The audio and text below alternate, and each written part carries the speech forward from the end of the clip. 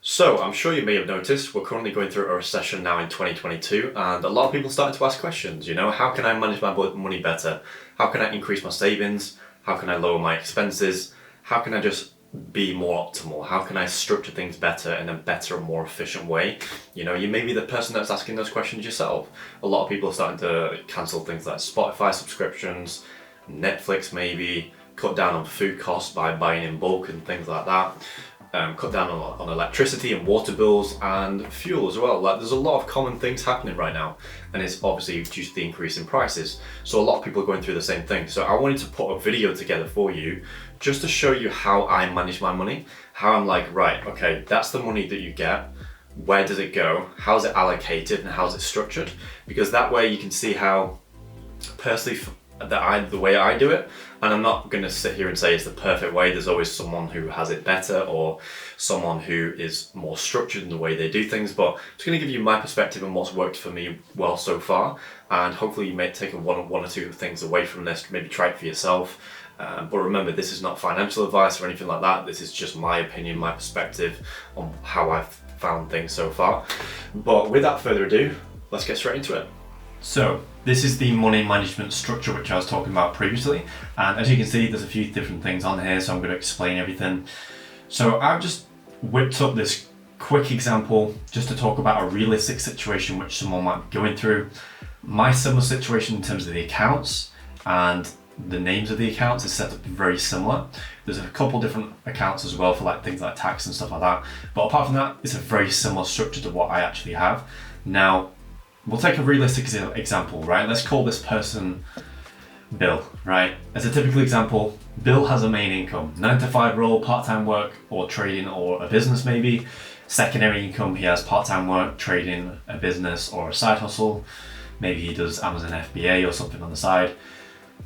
Now he gets paid $1,500 for his main income, right? That's his main income source for the month. Secondary income, $500 a month, and it nets him for a total of £2,000 per month, obviously pre-expenditure.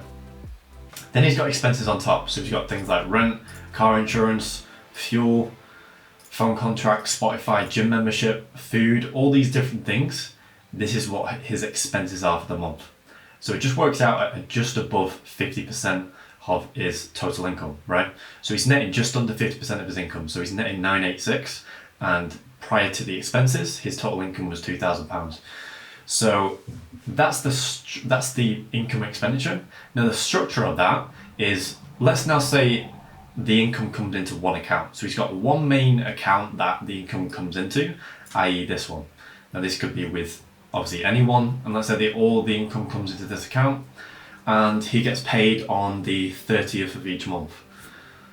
On then the first, second or third of the month, he then has a standing order from this account into all these different accounts. So 1, 2, 3, 4, 5, and 6.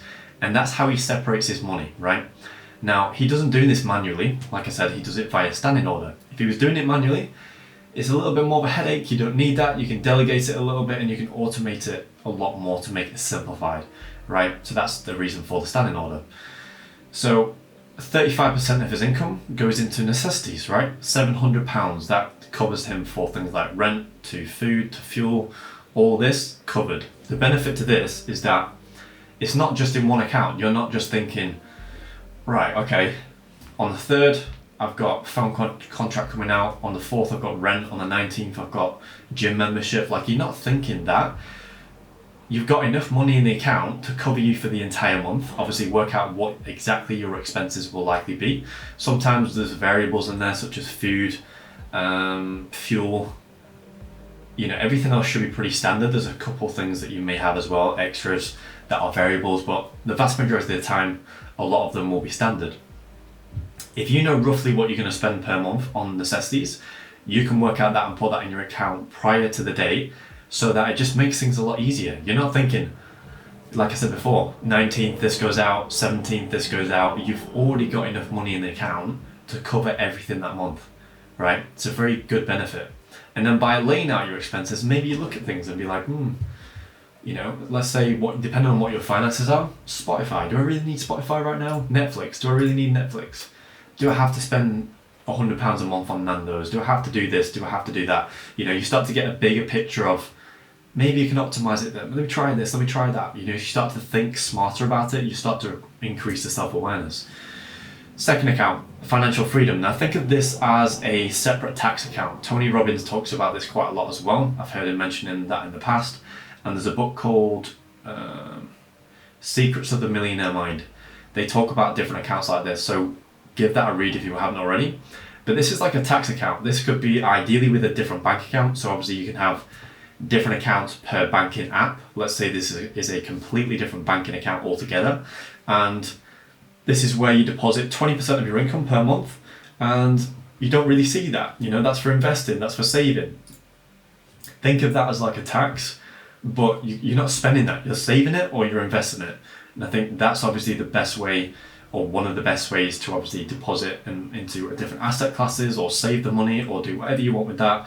But you don't spend that on silly things such as yes, it's not always silly things, but like Nando's or new clothes or nights out or date nights or something like that. This is specifically for this reason, to build your financial freedom in the future. Then you've got education, 10%. So you could buy per month 2 self-development books, right? An educational course, something like that. Then you've got give, so charity, good causes, something that's close to your heart. £100 per month, 5% of your income. Then you've got long-term spending, big purchases, holidays, unexpected expenses, anything like that. You got 10% of your income for that as well. That should be £200.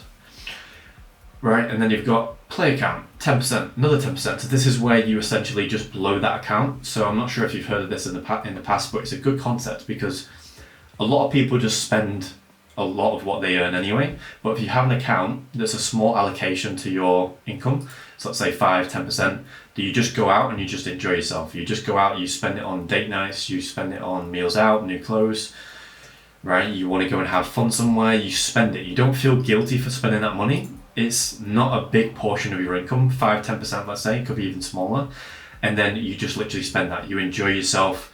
You don't feel guilty for spending it. You're rewarding yourself essentially for doing the right things. That's what that account's for. That's a very big benefit. I actually like that account myself as well. Just allows you to just have fun and just spend money as well. So this is the structure, and it just, like I said, it just increases the awareness of where money's going. How can you optimize it further? Is there certain things that you spend that you don't need? Or, it just gives you more awareness of what exactly you're doing, because the truth is that a lot of people just don't know what they're doing.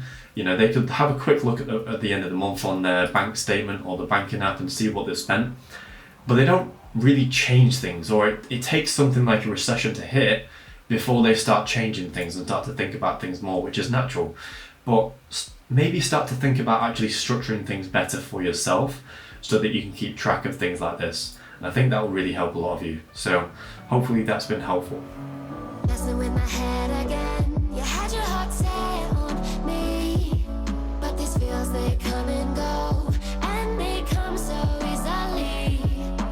Tell me what it is about you that I can't forget, but you're breaking down my walls again just to set me free. Why do I, baby, why do I love the way you always leave me? Why do I, baby, why do I love the touch but never love the feeling? Why do I, baby, why do I love the way you always leave me? Why do I, baby, why do I love the touch but never love the feeling? Right, so as you can see, we've got a few different accounts there for specific reasons. For example, necessities, long-term spending, wealth builder for investing and saving and stuff like that. There's a few different purposes for that, and that's important. It's important to separate that, in my opinion, because let's say, for a typical example, the average person or the average worker or something like that, where they get paid a sum amount, let's say it's £2,000 per month, goes into one account, payday, as people like to call it here in the UK, probably the same abroad as well. 2-3 days in, they've spent it on clothes, they've been to Nando's, they've snacked and been out for meals and been out for drinks and just enjoying themselves, which is fine. But they're obviously, now that they're not 2,000 anymore, it's down to 1,500 or 1,000, and they're kind of being in that mindset of right, I feel broke again now, and then it's just paying the bills, and you get into that cycle I think a lot of people do of just treating themselves on payday or the first few days in that because they've suddenly got a sum of money, and then before they know it they're just in that cycle, and then 12 months down the line they're still in the exact same position. So I think that happens to a lot of different people. I remember because I went in a shop about a month ago. It was payday for this person behind the till that I was paying for close. And he was just saying the same thing. He was just like, right, it's payday. I feel good. I finish early, and that's fine. I was just thinking to myself, like, a lot of people just go through that cycle.